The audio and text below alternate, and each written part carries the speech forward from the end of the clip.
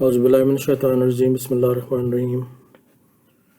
معزز ناظرین اکرام، السلام علیکم ورحمۃ اللہ وبرکاتہ۔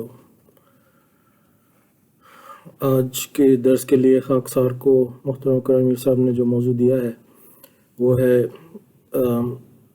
تعمیر مساجد اور مالی قربانی۔ ہم اس وقت رمضان المبارک کے پہلے عشرہ میں ہیں۔ رمضان کا بابرکت مہینہ شروع ہو چکا ہے اور یہ وہ دن ہوتے ہیں کہ جب تمام سچے مسلمان اس بات کی کوشش کرتے ہیں کہ پورے سال میں جو کمزوریاں رہ گئی ہیں، جو کمیاں رہ گئی ہیں، ان کو دوڑ کے کسی طرح سے پورا کیا جائے اور اللہ تعالیٰ کو راضی کیا جائے، تاکہ اس نے اپنے نیک بندوں کے لیے جو انعامات مقرر کیے ہیں ہمیں بھی اس میں سے کچھ حصہ مل سکے، ہم بھی اس کے حقدار بنیں۔ تو اس حوالے سے محترم مکرم صاحب نے آپ کو جیسے پتہ ہوگا چند ہفتے پہلے اپنے درس میں پوری تفصیل سے بتایا تھا کہ کس طرح جماعت احمدیہ بیلجیم کو اس وقت جو اب ذمہ داری ہے جماعت کے پاس، وہ 3 سے 5 مساجد آئندہ 10 سال کے عرصے میں مکمل کرنے کی ہے۔ یہ شورا کی ایک تجویز تھی جو محترم مکرم صاحب نے حضور کی خدمت میں بھیجی تھی، تو پیارے حضور نے اس کو منظور فرمایا، اور اس طرح اب جماعت بیلجیم جو ہے وہ اس چیز پہ کام کر رہی ہے کہ اگلے 10 سال کے اندر 3 سے 5 مساجد کس طرح سے مکمل کی جائیں۔ بعض دفعہ لوگ یہ سوال کرتے ہیں کہ آخر اتنی مساجد بنانے کی ضرورت کیا ہے؟ آج کل کے دور میں جب کہ سوشل میڈیا کا دور ہے اور تبلیغ کے لیے اور بھی کئی ذرائع موجود ہیں جو کہ شاید نسبتاً آسان بھی ہوں اور پیسہ بھی کم خرچ ہو، میں اس بات کے جواب میں اپنی بات کو اس طرح شروع کرنا چاہتا ہوں کہ رسول پاک صلی اللہ علیہ وسلم کی ایک حدیث ہے جس میں آپ صلی اللہ علیہ وسلم نے فرمایا کہ جس نے اللہ تعالیٰ کی رضا کے لیے مسجد بنائی، چھوٹی ہو یا بڑی، اللہ تعالیٰ اس کے لیے جنت میں گھر بنا دے گا۔ اول تو اسی بات سے یہ چیز واضح ہو جاتی ہے کہ تعمیر مساجد بذات خود ایک اتنی بڑی نیکی ہے کہ اللہ تعالیٰ اس کے لیے اتنا بڑے انعام کا وعدہ کر رہا ہے۔ پھر اس کی مزید تشریح مسیح علیہ السلام فرماتے ہیں، مساجد کی تعمیر کا ایک مقصد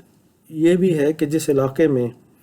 اسلام کی حقیقی تعلیم اور حقیقی پیغام پہنچانا چاہتے ہو وہاں مسجد بنا دو۔ آپ نے فرمایا کہ اس وقت ہماری جماعت کو مساجد کی بڑی ضرورت ہے،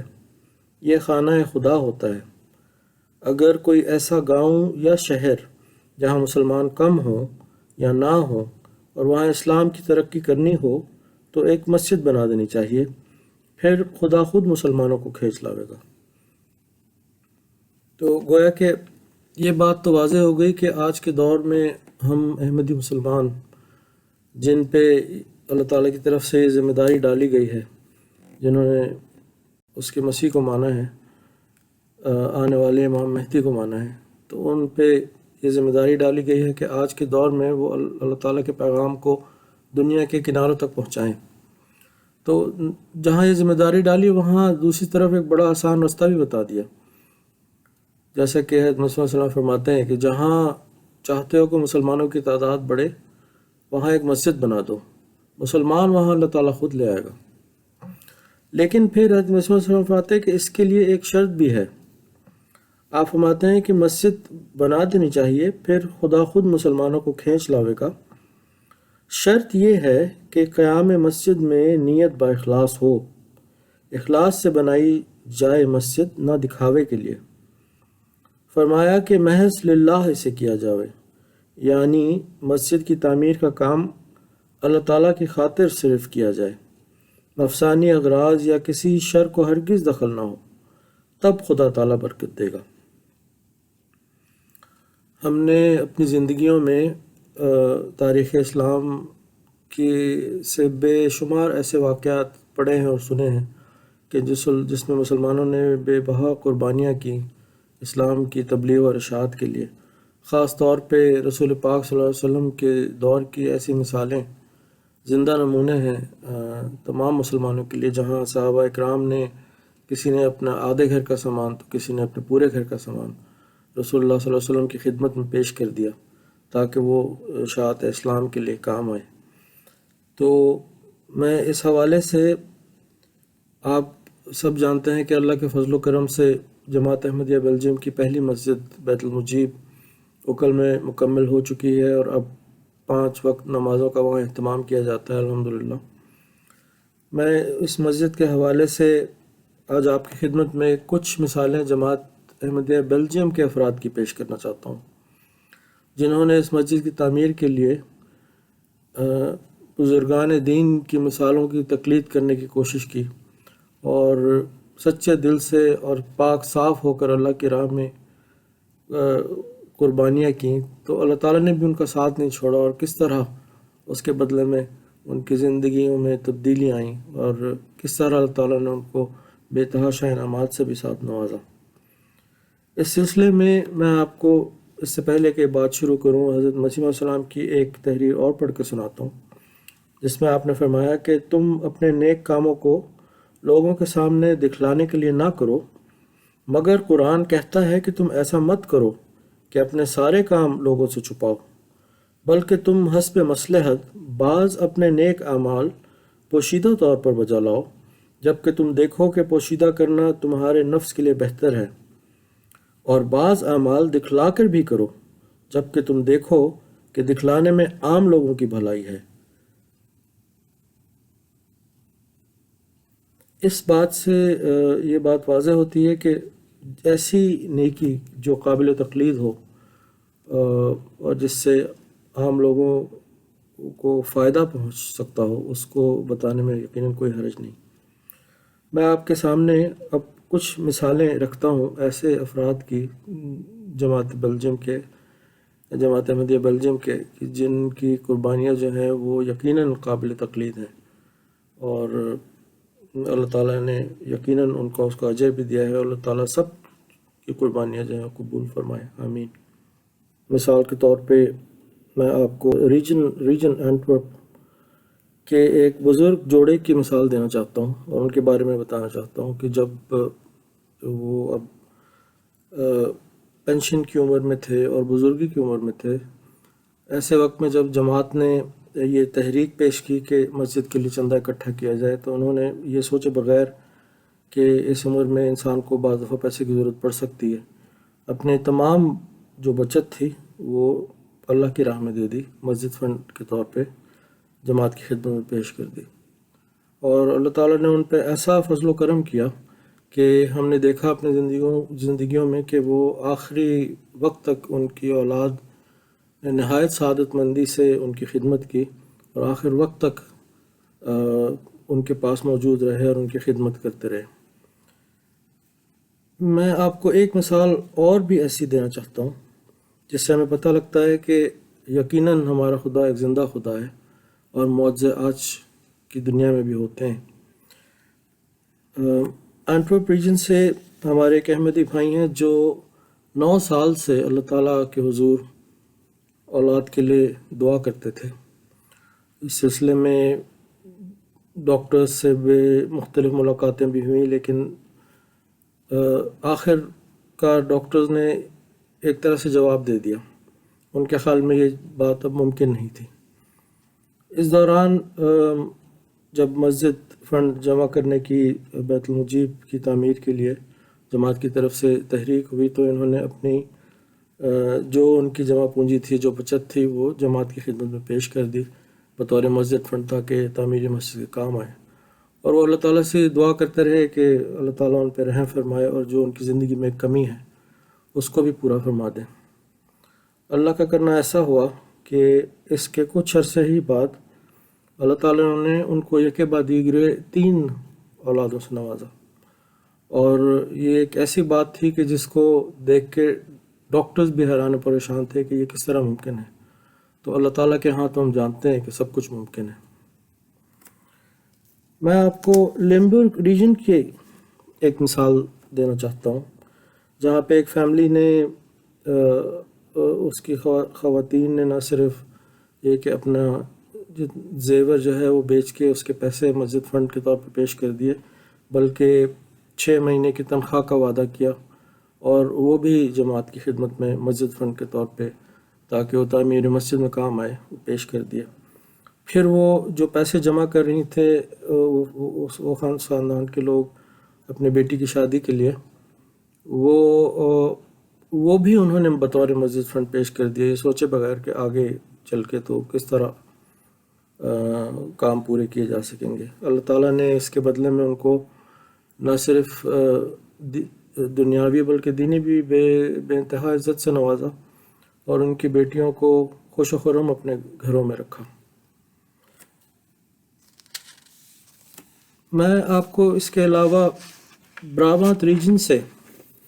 2 احمدیوں کی مثالیں دینا چاہتا ہوں، بالخصوص جماعت بلبیک سے۔ اس جماعت کے ایک فرد نے پیسہ اکٹھا کیا اور ایک خطیر رقم جمع کی اس بات کی خاطر کہ وہ اس سے گھر خریدیں، لیکن اسی دوران جب تعمیر مسجد کے لیے چندے کی تحریک ہو رہی تھی تو انہوں نے وہ سارے پیسے بطور مسجد فنڈ ادا کر دیے، اور انہوں نے یہ سوچا کہ اپنا گھر تو بن جائے گا، پہلے اللہ تعالیٰ کا گھر بنانے میں اپنا حصہ ڈالا جائے۔ اس کے ساتھ ہی انہوں نے اپنے دل میں یہ بھی خواہش رکھی اور اللہ تعالیٰ سے دعا کی کہ اللہ تعالیٰ نے توفیق دے تو وہ 1,00,000 یورو تک مسجد کے لیے چندہ دینا چاہیں گے۔ اللہ کا کرنا ایسا ہوا کہ ان کی دعائیں قبول ہوئیں، ان کی نیت کیونکہ صاف تھی، اللہ تعالیٰ نے ان کو بے انتہا رزق سے نوازا۔ نہ صرف یہ کہ ایک کے بجائے اللہ تعالیٰ نے ان کو 2 گھر عطا کیے، بلکہ اس کے علاوہ جو ان کے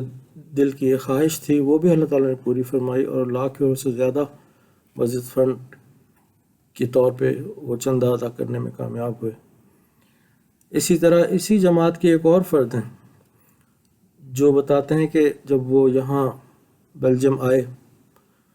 کافی عرصہ پہلے تو ان کی جتنی جمع پونجی تھی وہ انہوں نے اس وقت کے امیر جماعت کے پاس بطور امانت رکھوا دی، اس نیت کے ساتھ کہ اگر اللہ تعالیٰ نے اسباب پیدا کر دیا ہے رہنے کے تو یہ جتنے بھی پیسے ہیں وہ اللہ تعالیٰ کی خدمت میں پیش کر دیں گے۔ اللہ کا کرنا ایسا ہوا کہ ان کی یہ بات پوری ہوئی، اللہ تعالیٰ نے ان کو یہاں ان کے ٹھہرنے کے سامان پیدا کر دیے، اور انہوں نے وہ سب پیسے اللہ تعالیٰ کی خدمت میں پیش کر دیے اللہ کے حضور۔ اور پھر وہ یہاں نہیں رکے، اس کے بعد متواتر جب بھی مسجد کے لیے کسی قسم کے چندے کی تحریک ہوئی انہوں نے اس میں بڑھ چڑھ کے حصہ لیا، اور وہ ماشاءاللہ 80,000 یورو سے زیادہ کا چندہ جماعت کی خدمت میں پیش کر چکے ہیں مسجد فنڈ کے طور پہ۔ اور انتہائی ایمان افروز واقعات ہیں ان کی زندگی کے۔ بعض ایک دفعہ جیسے مثال کے طور پہ وہ کہتے ہیں کہ بعض دفعہ ایسے ہوتا تھا کہ میں مسجد فنڈ کے لیے کسی بھی اماؤنٹ کا اگر وعدہ کرتا تھا تو اللہ تعالیٰ مجھے 1 ہفتے کے اندر کاروبار سے وہ پیسے نکال کے دے دیتا تھا، ایسے جیسے وعدہ تو میں نے کیا لیکن اللہ تعالیٰ نے اس کو خود ہی پورا کر دیا۔ تو یہ سچے دل کی صاف نیت کی نشانیاں ہیں۔ جو لوگ اللہ تعالیٰ سے صحیح دل لگاتے ہیں اور پوری نیک نیتی کے ساتھ یہ کوشش کرتے ہیں کہ وہ اللہ تعالیٰ کے حضور قربانی کریں تو اللہ تعالیٰ بھی بالکل پیچھے نہیں ہٹتا ہے۔ میں پھر آپ کو اس کے علاوہ ایک مثال جماعت لیج کے ایک احمدی بھائی کی دے سکتا ہوں، جس میں وہ بتاتے ہیں کہ انہوں نے نہ صرف گھر سے بیگم کے زیورات بیچ کے تو وہ مسجد فنڈ میں دیے بلکہ ایک خطیر رقم بھی مسجد فنڈ کے طور پہ ادا کی، اور وہ کہتے ہیں کہ اللہ تعالیٰ کا ایسا موجانہ اس کا بدلہ ملا کہ اس کے کچھ عرصے کے بعد ان کی گھر کی ایویلویشن ہونی تھی، جس میں یہ طے ہونا تھا کہ وہ نئی گھر کی جو مالیت ہے وہ کیا ہے اور کیا قسط دیں گے۔ وہ کہتے ہیں کہ جتنے پیسے میں نے بطور مسجد فنڈ دیے تھے میں نے ہی اتنے ہی پیسے جو تھے وہ میری جو ادائیگی تھی بینک کی اس میں سے کم ہو گئے خود بخود اس ایویلویشن میں۔ تو یہ اللہ تعالیٰ کے مختلف طریقے ہیں۔ میں آپ کو یہ بتاؤں کہ صرف یہی بات نہیں کہ کوئی بہت بڑھ چڑھ کے مسجد فنڈ کا چندہ دے تو اللہ تعالیٰ اس کو بے انتہا دولت سے نوازتا ہے اور یہی ایک بس بات ہے۔ اللہ تعالیٰ مختلف طریقوں سے اپنے بندوں کو نوازتا ہے. کسی کو نہایت نیک و سعادت مند اولاد عطا کر دیتا ہے، کسی کو مال و دولت سے نوازتا ہے، کسی کے جتنے بھی مشکل بگڑے ہوئے پھنسے ہوئے کام ہو وہ سب پورے کروا دیتا ہے، اور اس طرح اس کو نوازتا ہے. شرط صرف یہ ہے کہ انسان نیک نیت ہو کے، صاف نیت ہو کے تو اللہ تعالیٰ سے دل لگائے اور اس کی راہ میں بڑھ چڑھ کے قربانیاں کرنے کی کوشش کرے. میں اس سلسلے میں حضرت خلیفۃ المسیح عید اللہ تعالیٰ بن نصر العزیز کی ایک تحریر آپ کو پڑھ کے سناتا ہوں. آپ نے ایک مسجد کے افتتاح کے موقع پہ فرمایا، مساجد کے لیے تو بعض غیر احمدی مسلمان بھی بڑھ چڑھ کر قربانیاں دے لیتے ہیں، لیکن احمدی کی انفرادیت یہ ہے کہ وہ مستقل چندوں کی ادائیگی بھی کرتے ہیں اور پھر تحریکات میں بھی حصہ ڈالتے ہیں. اس لحاظ سے اور خاص طور پر آج کل کے مادی دور میں اور معاشی حالات میں ان کی قربانیاں بہت اہمیت رکھتی ہیں. اللہ تعالیٰ ان سب قربانی کرنے والوں کے اموال و نفوس میں بھی بے انتہا برکت ڈالے، آمین. میں اب آپ سے یہ ایک عاجزانہ درخواست کرنا چاہتا ہوں ناظرین اکرام کہ میں نے اس مضمون کے شروع میں جو آپ کو حدیث پڑھ کے سنائی تھی، تھوڑی دیر کے لیے اپنے دماغ سے سب باتیں نکال دیں، باقی دنیا کی فکریں، دوسری سوچیں، تھوڑی دیر کے لیے ذہن کو اور دماغ کو خالی کر لیں اور اس حدیث کو ایک دفعہ پھر غور سے پڑھیں. اللہ تعالیٰ کے پیارے نبی رسول پاک صلی اللہ علیہ وسلم فرماتے ہیں کہ جس نے اللہ تعالیٰ کی رضا کے لیے مسجد بنائی، چھوٹی ہو یا بڑی، اللہ تعالیٰ اس کے لیے جنت میں گھر بنا دے گا. ذرا سوچیں، تھوڑا سا غور کریں کہ اس سادہ سی معمولی سی قربانی کے بدلے کہ آپ اور میں اور ہم سب اللہ تعالیٰ کے گھر بنانے کے لیے مسجد فند میں حصہ ڈالیں، اللہ تعالیٰ کا وعدہ کتنا بڑا ہے. کیا چیز ہے جس کا اللہ تعالیٰ ہم سے وعدہ کر رہا ہے. میں آپ سے عاجزانہ ہی درخواست کرتا ہوں کہ جب مسجد فنڈ کے لیے تحریکات آتی ہیں، یہ مت سوچیں کہ کون آپ کو اس کے لیے کہہ رہا ہے، کتنی بار بلا رہا ہے، کیوں فون کر رہا ہے بار بار. صرف انعام پہ نظر رکھیں جس کا وعدہ اللہ تعالیٰ نے کیا ہے. صرف اس بات پہ نظر رکھیں کہ اس معمولی سی نیکی کے بدلے میں اللہ تعالیٰ آخرت میں آپ کو کس طرح نوازے گا، اور اس دنیا میں بھی. آخر میں اللہ تعالیٰ سے دعا کرتا ہوں کہ وہ ہم سب کو اس قابل کرے اور ہمیں توفیق دے کہ ہم قربانیوں میں بڑھ چڑھ کے حصہ لیں، اور خاص طور پہ رمضان المبارک کے اس مہینہ کا پورا فائدہ اٹھائیں، جس میں اللہ تعالیٰ کی رحمت کے دروازے کھلے ہوتے ہیں اور بے تحاشا مواقع ہوتے ہیں کہ ہم اللہ تعالیٰ کو اپنے آپ سے راضی کر سکیں. اللہ تعالیٰ ہمیں اس کی توفیق دے کہ ہم اس کے انعاموں کے صحیح معنوں میں وارث بن سکیں. آمین ثم آمین. جزاکم اللہ. السلام علیکم ورحمۃ اللہ وبرکاتہ.